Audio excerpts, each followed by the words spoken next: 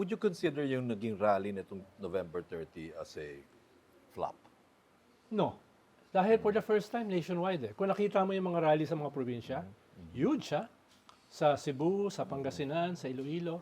Baka nga mas Baguio. malaki. Baka nga mas malaki pa sa EDSA. No? Well, Malalaki ha?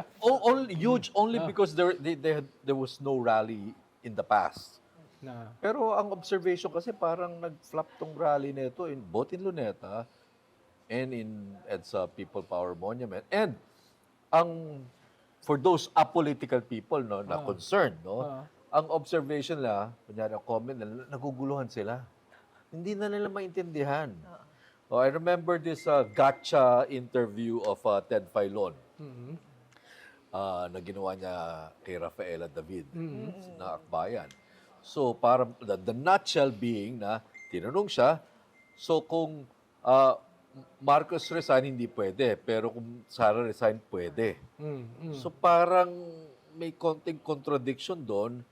And I think from the appreciation of Ted Filon, that was a moment na pinakita ang gulo ng mga nagpo-protesta na ito. well, una, From a strictly non-political, for people who don't know the political nuances of the people behind this and the Pero reasons sinasabi ko lang, for this Patrick, movement. noong September 21, ganun pa rin eh. Di ba ganun din noong September Yeah, 21? oo. Meron ka rin Luneta. Ang Yes. kaibahan lang sa Luneta, may mga DDS. Yes. Nakasama yung mga kwan. But hindi ganun ka, I guess from September 21 to November 30, mas naging apparent o conspicuous yung hiwa-hiwalay ng mga Definitely. group and position. Definitely. Pero ang sinasabi ko lang, And is that hurting ang the campaign against ang sinasabi ko lang, ang corruption? kaibahan ngayon ay nationwide. Even within Metro Manila, kanya-kanyang parishes naglunsad ng sarili nilang pagkilos.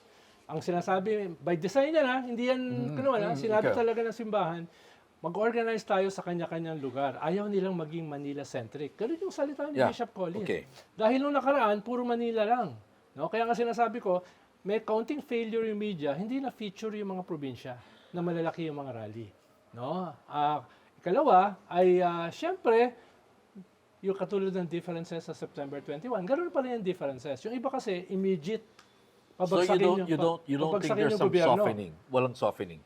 Softening doon sa differences? Softening Definitely. dun sa sa pagkiling ng tao dito sa panawagang anti-corruption.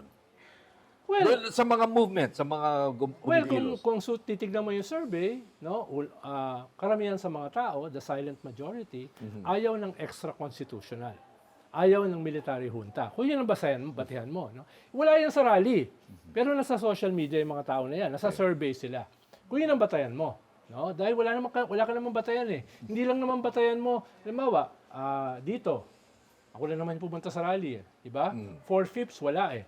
Ganon din sa populasyon natin. Karamihan hindi naman kasama sa rally, pero active sila sa social media. At active sila sa mga survey. That doesn't mean na hindi sila conscious dito sa nangyayari, di ba? Ang sinasabi lang, they're not necessarily walking sa rally. No? At ang sinasabi ko, it's not a flop dahil doon. Dahil nga, nationwide ito by design. Ikalawa, 4 yung programa sa EDSA the whole day. 9 to 11 was multisectoral. 11 to 12 was a mass. Iba yung mga pumunta ron, iba yung pumunta doon sa umaga. Tapos 12 to 2 is the official So you're program. gonna add all those people who came on shifts? Hindi. Ibig sabihin may overlap yan. May overlap. Pero merong mga hindi pumunta. Halimbawa, yung 3 to gabi, wala na kami ron. Doon sa concert. Mas malaki yon yung concert kesa dun sa misa or dun sa umaga. Mas marami interesado Mas sa marami. I just attendance.